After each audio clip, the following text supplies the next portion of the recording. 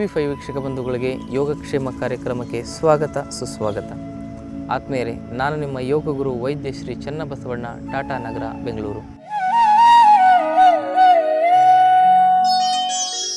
ಇವತ್ತಿನ ಈ ದಿವಸ ನಿಮಗೆ ಹೃದಯದ ಸಮಸ್ಯೆಗಾಗಿ ಇನ್ನಷ್ಟು ಪರಿಹಾರ ಸೂತ್ರಗಳನ್ನು ಹೇಳಿಕೊಡಲಿದ್ದೇನೆ. ಬಹಳ ಮುಖ್ಯವಾಗಿ ಹೃದಯದ ಸಮಸ್ಯೆ ಬರ್ತಾ ಇದೆ ಅಂದರೆ ಅದಕ್ಕೆ ಬಹಳ ಮೂಲ ಕಾರಣಗಳಲ್ಲಿ ಒಂದು ನಮ್ಮ ಒಂದು ಮಾನಸಿಕ ಒತ್ತಡ, ಸ್ಟ್ರೆಸ್. ನಮ್ಮನ್ನು ಭಯದಲ್ಲಿ ಮುಳುಗಿಸಿ ಭಯದಲ್ಲೇ ಸಾಯಿಸ್ತಕ್ಕಂಥ ಮಾನಸಿಕ ಭಯೋತ್ಪಾದಕರು ಜಾಸ್ತಿಯಾಗಿದ್ದಾರೆ. ಇನ್ನಷ್ಟು ಹಲವಾರು ಆಸನಗಳನ್ನು ಈ ಹೃದಯ ಸಮಸ್ಯೆ ನಿವಾರಣೆಗಾಗಿ ನಾವು ಅಭ್ಯಾಸ ಮಾಡಬೇಕಾಗುತ್ತೆ. ಅವ್ಯಾವು ಆಸನಗಳು ಅಂತ ಹೇಳಿದ್ರೆ, ಬಹಳ ಮುಖ್ಯವಾಗಿ ನಾವು ಮಾಡಬೇಕಾಗಿರ್ತಕ್ಕಂಥ ಆಸನ, ಹೃದಯ ಸಮಸ್ಯೆಯನ್ನು ನಿವಾರಣೆ ಮಾಡ್ಕೊಳ್ಳಿಕ್ಕೆ ಪಶ್ಚಿಮೋತ್ತಾನಾಸನ. ಹೇಗೆ ಮಾಡಬೇಕಂದ್ರೆ, ನಿಧಾನವಾಗಿ ಉಸಿರನ್ನು ತೆಗೆದುಕೊಳ್ತಾ ಎರಡು ಕೈಯನ್ನು ಮೇಲೆ, ಉಸಿರನ್ನು ಬಿಡ್ತಾ ನಿಮ್ಮ ಎರಡೂ ಹೆಬ್ಬೆರಳನ್ನು ಈರ್ತಿ ಹಿಡ್ಕೋಬೇಕು. ಮುಂದೆ ನೋಡಬೇಕು. ಮುಂದೆ ನೋಡ್ತಾ ನೋಡ್ತಾ ದೀರ್ಘವಾಗಿ ಉಸಿರಾಟ ಮಾಡಬೇಕು. ಹೆಚ್ಚು ಹೃದಯಕ್ಕೆ ನೋವು ಆಗ್ತಾಯಿದ್ರೆ ನಿಧಾನವಾಗಿ ಬೆಂಡ್ ಆಗಬೇಕು. ಎಷ್ಟು ಸಾಧ್ಯವೋ ಅಷ್ಟು ಮುಂದೆ ನೀವು ಬೆಂಡ್ ಆಗ್ತಕ್ಕಂಥದ್ದು ಬಹಳ ಮುಖ್ಯ. ಎಲ್ಲೂ ಕೂಡ ಒತ್ತಡವನ್ನು ಹಾಕಬಾರ್ದು. ಉಸಿರು ತೆಗೆದುಕೊಳ್ತಾ ಮೇಲೆ ಉಸಿರು ಬಿಡ್ತಾ ನಿಧಾನವಾಗಿ ನಿಮ್ಮ ಎರಡೂ ಕೈಗಳನ್ನು ಹೆಬ್ಬೆರಳಿಗೆ ರೀತಿ ಹಿಡ್ಕೋಬೇಕು. ನಿಧಾನವಾಗಿ ಮುಂದೆ ಬೆಂಡಾಗಿ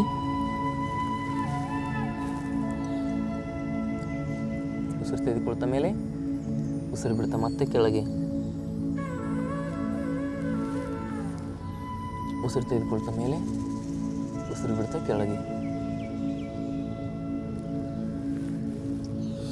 ಉಸಿರು ತೆಗೆದುಕೊಳ್ತಾ ಮೇಲೆ ಉಸಿರು ಬಿಡ್ತಾ ಕೆಳಗೆ. ಮುಖದಲ್ಲಿ ಪ್ರಸನ್ನತೆ ಇರಬೇಕು. ಉಸಿರು ಬಿಡ್ತಾ ಬಿಡ್ತಾ ಮುಂದೆ ಬೆಂಡ್ ಆಗಬೇಕಾದ್ರೆ ಹೊಟ್ಟೆಯನ್ನು ಸ್ವಲ್ಪ ಒಳಗಡೆ ಎಳ್ಕೋಬೇಕು. ಒಳಗಡೆ ಎಳ್ಕೊಂಡ್ರೆ ನಿಮ್ಮ ಶರೀರ ಭಾಳ ಚೆನ್ನಾಗಿ ಮುಂದೆ ಬೆಂಡ್ ಆಗ್ತದೆ. ಅದರ ಜೊತೆಗೆ ಜಾನು ಶೀರ್ಷಾಸನ, ಇದು ಕೂಡ ನಮ್ಮ ಹೃದಯ ಸಮಸ್ಯೆ ನಿವಾರಣೆ ಮಾಡಲಿಕ್ಕೆ ಬಹಳ ಅತಿ ಅದ್ಭುತವಾಗಿ ಸಹಾಯವನ್ನು ಮಾಡ್ತದೆ. ಹೇಗೆ, ನಿಮ್ಮ ಎಡಗಾಲನ ಈ ರೀತಿ ಮಡಚೋದು, ಬಲಗಾಲ ನೇರವಾಗಿ ಇಟ್ಕೊಳ್ಳೋದು, ನೇರವಾಗಿ ಕುತ್ಕೊಂಡು ನಿಧಾನವಾಗಿ ಉಸಿರು ತೆಗೆದುಕೊಳ್ತಾ ಎರಡು ಕೈಯನ್ನು ಮೇಲೆತ್ತಬೇಕು. ನಿಧಾನವಾಗಿ ಉಸಿರು ಬಿಡ್ತಾ ನಿಮ್ಮ ಎರಡು ಕೈಯನ್ನು ಕೆಳಗಡೆ ತೆಗೆದುಕೊಂಡು ಬನ್ನಿ.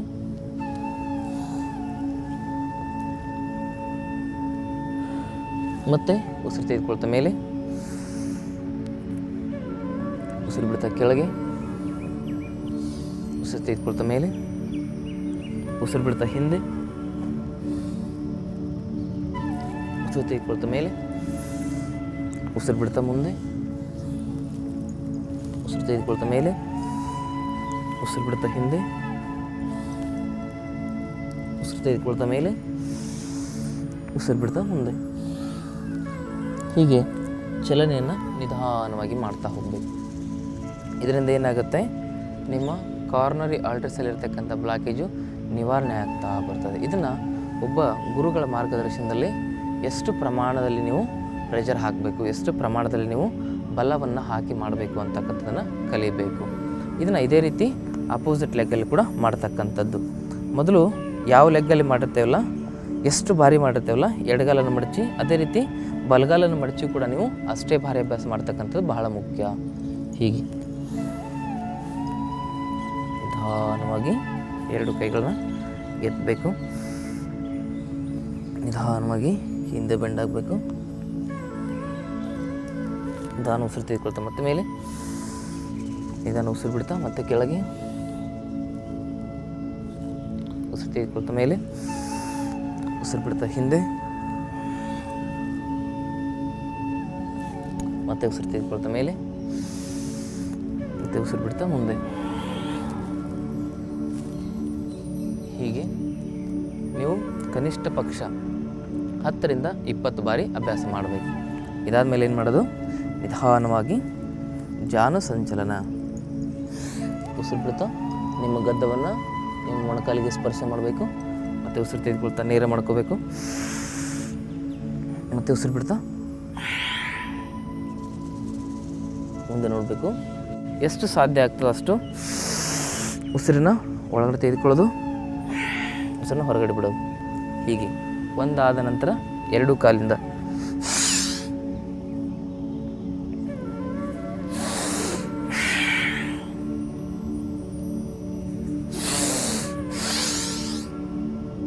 ಜೊತೆಗೆ ಮತ್ತೊಂದಿಷ್ಟು ಸೂಕ್ಷ್ಮ ಆಸನಗಳು. ನಿಧಾನವಾಗಿ ಉಸಿರು ಬಿಡ್ತಾ ಎಡಕ್ಕೆ ಮೇಲೆ ನೋಡಬೇಕು, ಉಸಿರು ತೆಗೆದುಕೊಳ್ತಾ ವಾಪಸ್, ಉಸಿರು ಬಿಡ್ತಾ ಬಲಕ್ಕೆ ವಾಪಸ್. ಮರ್ಕಟಾಸನ ಅಂತ ಕರೀತಾರೆ. ವಾಪಸ್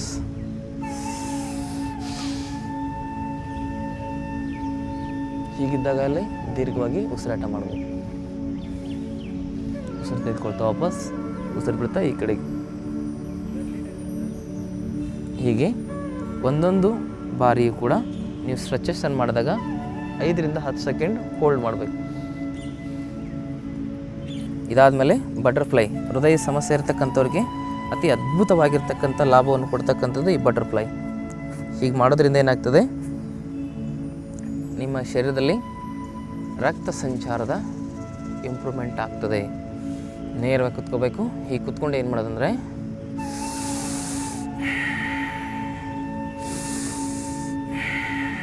ದೀರ್ಘ ಉಸಿರು ತೆಗೆದುಕೊಳ್ಳೋದು, ನಿಧಾನವಾಗಿ ಬಿಡೋದು.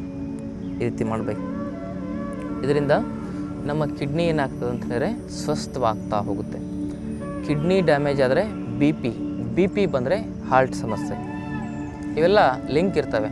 ಹಾರ್ಟ್ ಪ್ರಾಬ್ಲಮ್ ಇದ್ದರೆ ಕಿಡ್ನಿ ಪ್ರಾಬ್ಲಮ್ ಇದ್ದರೆ ಬಿ ಪಿ. ಇದನ್ನು ನಾವು ಅಷ್ಟು ಮಾಡಬೇಕಂದ್ರೆ ಕನಿಷ್ಠ ಪಕ್ಷ 3 ರಿಂದ 5 ನಿಮಿಷ ಮಾಡಬೇಕು. ಏನಾದರೂ ಸ್ವಲ್ಪ ಪೇನ್ ಕಡಿಮೆ ಇದ್ದರೆ ಏನು ಮಾಡ್ಬೋದು, ಈ ರೀತಿಯಾಗಿ ಮುಂದೆ ಬೆಂಡಾಗಬೇಕು. ಆದರೆ ಒತ್ತಡ ಹಾಕಬಾರ್ದು.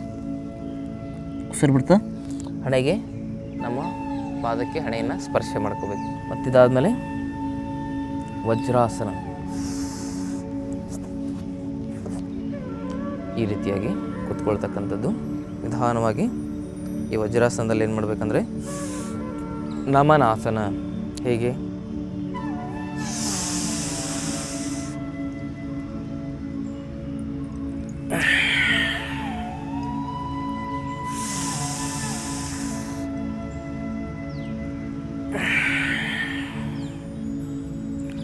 ಈ ನಮನಾಸನ ಹೃದಯ ಸಮಸ್ಯೆ ಇರ್ತಕ್ಕಂಥವ್ರಿಗೆ ಅತಿ ಮುಖ್ಯವಾಗಿರ್ತಕ್ಕಂಥ ಆಸನ. ಇದು ವೆರಿ ಇಂಪಾರ್ಟೆಂಟ್ ಆಸನ. ಯಾಕಂದರೆ ಇದರಿಂದ ನಮ್ಮ ಶ್ವಾಸಕೋಶ ಕ್ಲೀನ್ ಆಗ್ತಾ ಹೋಗುತ್ತೆ.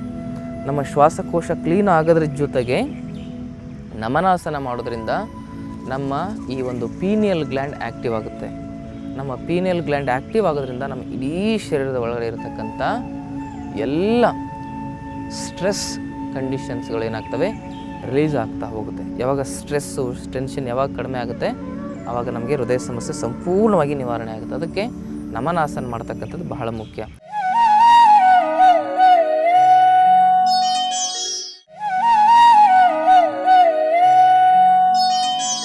ಇದಾದಮೇಲೆ ಏನು ಮಾಡಬೇಕು, ನಿಧಾನವಾಗಿ 2 ಕೈಗಳನ್ನ ಈ ರೀತಿ ಮುಂದೆ ಇಟ್ಕೋಬೇಕು. ನಿಧಾನವಾಗಿ ಹಸ್ತಗಳನ್ನು ಈ ರೀತಿ ಮೇಲೆ ಮಾಡ್ಕೋಬೇಕು. ಉಸಿರು ತೆಗೆದುಕೊಳ್ತಾ ಮೇಲೆ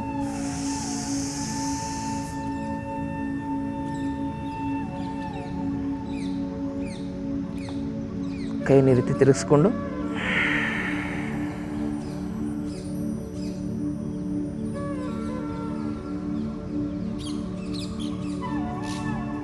ಮತ್ತೆ ಉಸಿರು ತೆಗೆದುಕೊಳ್ತಾ ಮೇಲೆ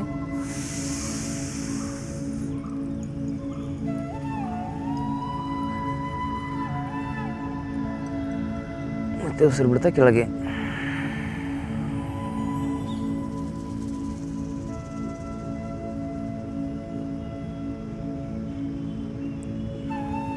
ಇದಕ್ಕೆ ಶ್ವಾಸಬದ್ಧವಾಗಿರ್ತಕ್ಕಂಥ ಸೂಕ್ಷ್ಮ ವ್ಯಾಯಾಮಗಳು ಅಂತ ಕರೀತಾರೆ. ಇದಾದಮೇಲೆ ಈ ರೀತಿಯಾಗಿ ಇಟ್ಕೋಬೇಕು ಕೈನ ನೆಲಕ್ಕೆ. ಅದಾದಮೇಲೆ ನಿಧಾನವಾಗಿ ಕೈಗಳನ್ನು ತಿರ್ಸ್ಕೋಬೇಕು. ಮತ್ತು ಮೇಲೆ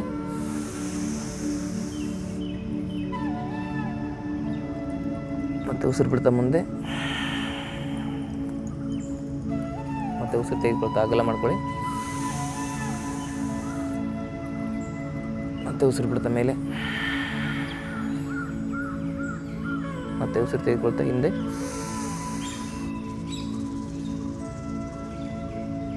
ಮತ್ತೆ ಉಸಿರು ಬಿಡ್ತಾ ಕೆಳಗೆ, ಮತ್ತೆ ಉಸಿರು ತೆಗೆದುಕೊಳ್ತಾ ಮುಂದೆ, ಮತ್ತೆ ಉಸಿರು ಬಿಡ್ತಾ ಕೆಳಗೆ. ಹೀಗೆ ಈ ಕ್ರಿಯೆಯನ್ನು ಅಭ್ಯಾಸ ಮಾಡ್ತಕ್ಕಂಥದ್ದು. ಇದಾದಮೇಲೆ ಏನು ಮಾಡಬೇಕಂದ್ರೆ ನಿಧಾನವಾಗಿ ನಿಮ್ಮ ಎರಡು ಕೈಗಳನ್ನ ತೊಡೆ ಮೇಲೆ ಇಟ್ಕೋಬೇಕು. ಉಸಿರು ತೆಗೆದುಕೊಳ್ತಾರೆ ನಿಮ್ಮ ಎದೆಯನ್ನು ಪೂರ್ತಿ ಮೇಲೆ. ಉಸಿರು ಬಿಡ್ತಾ ಕೆಳಗೆ.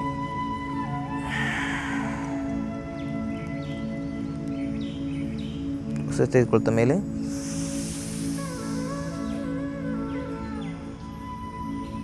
ಉಸಿರು ಬಿಡ್ತಾ ಕೆಳಗೆ. ಇದು ಹೆಚ್ಚು ಸಮಸ್ಯೆ ಇರ್ತಕ್ಕಂಥವ್ರಿಗೆ ಬಹಳ ಮುಖ್ಯ. ಜಾಸ್ತಿ ಸಮಸ್ಯೆ ಇರ್ತದೆ, ನಡೆದಾಡಲಿಕ್ಕೂ ಆಗಲ್ಲ, ಏನು ಆಸನ ಮಾಡಲಿಕ್ಕೂ ಆಗಲ್ಲ.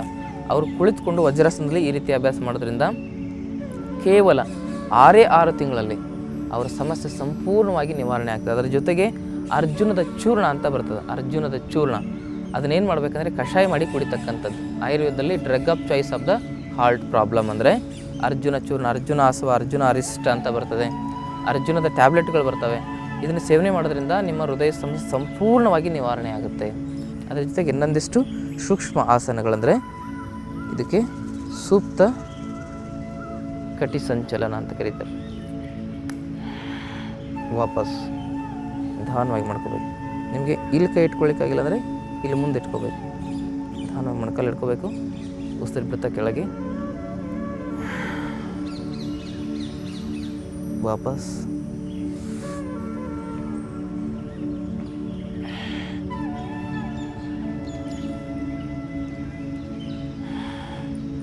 ಈಗ ನಿಧಾನವಾಗಿ ಎರಡು ಕೈಗಳನ್ನ ಹಿಂದೆ ಚಾಚಬೇಕು.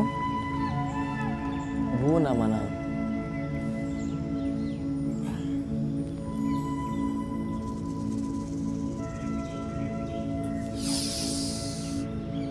ಹೀಗೆ ಭೂಮಿಗೆ ನಮನವನ್ನು ಮಾಡ್ತಕ್ಕಂಥದ್ದು.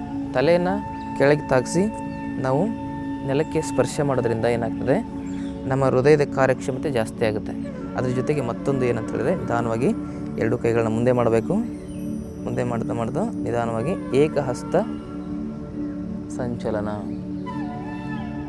ವಾಪಸ್ ಉಸಿರು ತೆಗೆದುಕೊಳ್ತಾ ಮೇಲೆ. ಉಸಿರು ಬಿಡ್ತಾ ಕೆಳಗೆ. ಉಸಿರು ತೆಗೆದುಕೊಳ್ತಾ ಮೇಲೆ. ಉಸಿರು ಬಿಡ್ತಾ ಕೆಳಗೆ. ಅವೆಲ್ಲ ಮಾಡ್ತಕ್ಕಂಥದ್ದು ಯೋಗದ ಭಂಗಿಗಳೇ ಅಂತಕ್ಕಂಥದ್ದು ನಾವು ಯಾವತ್ತೂ ಮರಿಬಾರ್ದು. ನಿಧಾನವಾಗಿ ಈ ರೀತಿ ಕುತ್ಕೋಬೇಕು. ಹೃದಯ ಸಮಸ್ಯೆ ಇರ್ತಕ್ಕಂಥವ್ರು ಮಂಡೂಕಾಸನವನ್ನು ಕೂಡ ಅಭ್ಯಾಸ ಮಾಡಬೇಕು. ಇದನ್ನು ಬೆಳಗಿನ ಸಂದರ್ಭದಲ್ಲಿ ನಿಧಾನವಾಗಿ ಮಾಡಬೇಕು, ಹೆಚ್ಚು ಒತ್ತಡ ಹಾಕಬಾರ್ದು.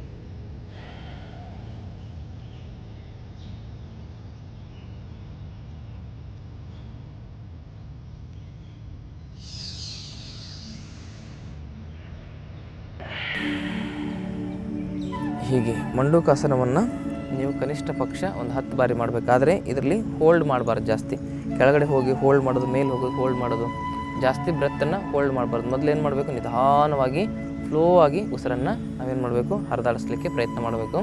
ಮತ್ತು ಮೈದಾ ಹಿಟ್ಟಿನ ಪದಾರ್ಥಗಳನ್ನು ಜೀವನದಲ್ಲಿ ತಿನ್ನಬಾರ್ದು. ಮೈದಾ ಹಿಟ್ಟು, ಸಕ್ಕರೆ ಇವೆರಡೂ ನಮ್ಮ ಹೃದಯಕ್ಕೆ ಸಮಸ್ಯೆಯನ್ನು ಉಂಟು ಮಾಡಲಿಕ್ಕೆ ಮೂಲ ಕಾರಣವಾಗಿರ್ತವೆ. ಹೃದಯ ಸಮಸ್ಯೆ ಬಂದಿದ್ದರೆ ಬ್ರೆಡ್ಡು, ಬಿಸ್ಕೆಟ್ ನೀವೇನ ತಿಂತಾ ಹೋದರೆ ನಿಮ್ಮ ಹೃದಯ ಸಮಸ್ಯೆ ದೇವರಾಣೆಗೂ ನಿವಾರಣೆ ಆಗಲ್ಲ. ಅರ್ಥ ಆಯ್ತಾ? ಹಾಗಾಗಿ ಬಹಳ ಮುಖ್ಯವಾಗಿ ನಾವು ಇಲ್ಲಿ ಗಮನಿಸಬೇಕಾಗಿರ್ತಕ್ಕಂಥದ್ದು ಏನಂದರೆ, ಹೃದಯ ಸಮಸ್ಯೆ ಇರತಕ್ಕಂಥವ್ರು ಗೋಧಿಯನ್ನು ಸಂಪೂರ್ಣವಾಗಿ ನಿಷೇಧ ಮಾಡಬೇಕು. ಗೋಧಿಯಲ್ಲಿ ಗ್ಲೂಟಿನ್ ಇರ್ತದೆ, ಅದು ನಮ್ಮ ಹೃದಯದ ಕಾರ್ಯಕ್ಷಮತೆಯನ್ನು ಇನ್ನಷ್ಟು ಏನು ಮಾಡ್ತಂದರೆ ವೀಕ್ ಮಾಡ್ತಾ ಹೋಗುತ್ತೆ. ಇದನ್ನು ನಾವು ಮೊದಲು ಅರ್ಥ ಮಾಡ್ಕೋಬೇಕು. ಮೈದಾ ಹಿಟ್ಟಿನ ಪದಾರ್ಥ ಗೋಧಿಯಿಂದನೇ ಮೈದಾ ಹಿಟ್ಟು ಆಗ್ತಕ್ಕಂಥದ್ದು. ಸಕ್ಕರೆಯನ್ನು ಅವಾಯ್ಡ್ ಮಾಡೋದ್ರಿಂದ ಮಾತ್ರ ನಿಮ್ಮ ಹೃದಯ ಸಮಸ್ಯೆ ನಿವಾರಣೆ ಆಗ್ತದೆ ಹೊರತು ಸಕ್ಕರೆ ತಿನ್ನೋದ್ರಿಂದ ನಿಮ್ಮ ಜೀವನದಲ್ಲಿ ನಿಮ್ಮ ಹೃದಯ ಸಮಸ್ಯೆ ನಿವಾರಣೆ ಆಗಲಿಕ್ಕೆ ಸಾಧ್ಯನೇ ಇಲ್ಲ. ಇದಿಷ್ಟೆಲ್ಲ ಸೂಕ್ಷ್ಮ ವ್ಯಾಯಾಮಗಳನ್ನ ಮಾಡ್ತಾ ನೀವು ಬೆಲ್ಲವನ್ನು ಬಳಸ್ಬೋದು. ಬೆಲ್ಲದಲ್ಲಿ ಆ್ಯಂಟಿ ಆಕ್ಸಿಡೆಂಟ್ ಇರ್ತದೆ. ಹೀಗೆ ಹಲವಾರು ಒಂದು ಆಸನಗಳನ್ನು ಅಭ್ಯಾಸ ಮಾಡೋದ್ರಿಂದ ನಿಮ್ಮ ಹೃದಯ ಸಮಸ್ಯೆ ನಿವಾರಣೆ ಆಗುತ್ತೆ. ಇದ್ರ ಬಗ್ಗೆ ಸಂಪೂರ್ಣವಾಗಿರ್ತಕ್ಕಂಥ ಇನ್ನಷ್ಟು ಮಾಹಿತಿಗಳನ್ನು ನಾಳಿನ ಸಂಚಿಕೆಯಲ್ಲಿ ನೋಡೋಣ ಅಂತಕ್ಕಂಥ ಮಾತನ್ನು ಹೇಳ್ತಾ ಈ ದಿನದ ಕಾರ್ಯಕ್ರಮವನ್ನು ಇಲ್ಲಿಗೆ ಮುಗಿಸ್ತಕ್ಕಂಥ ಸಮಯ ಬಂದಿದೆ. ಸರ್ವರಿಗೂ ಅನಂತ ಶರಣಾರ್ಥಿಗಳು.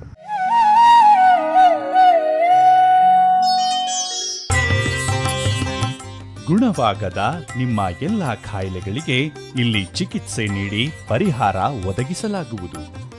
ಯೋಗ ನಿಸರ್ಗ ಚಿಕಿತ್ಸೆ ಹಾಗೂ ಆಯುರ್ವೇದ ಚಿಕಿತ್ಸಾ ತರಬೇತಿಗಾಗಿ ಸಂಪರ್ಕಿಸಿ ವೈದ್ಯ ಶ್ರೀ ಚನ್ನಬಸವಣ್ಣ, ಶ್ರೀ ಗಂಗಾ ಯೋಗ ನಿಸರ್ಗ ಚಿಕಿತ್ಸಾ ಹಾಗೂ ಆಯುರ್ವೇದ ಸಂಶೋಧನಾ ಕೇಂದ್ರ, ನಂಬರ್ 13, 6ನೇ ಮುಖ್ಯ ರಸ್ತೆ, ಟಾಟಾ ನಗರ ವೃತ್ತ, ಬಾಲಾಜಿ ಲೇಔಟ್, ಸಹಕಾರ ನಗರದ ಹತ್ತಿರ, ಕೊಡುಗೆಹಳ್ಳಿ ಮುಖ್ಯ ರಸ್ತೆ, ಬೆಂಗಳೂರು 560094. ದೂರವಾಣಿ ಸಂಖ್ಯೆ 928-027-7973 ಅಥವಾ 733-761-8850.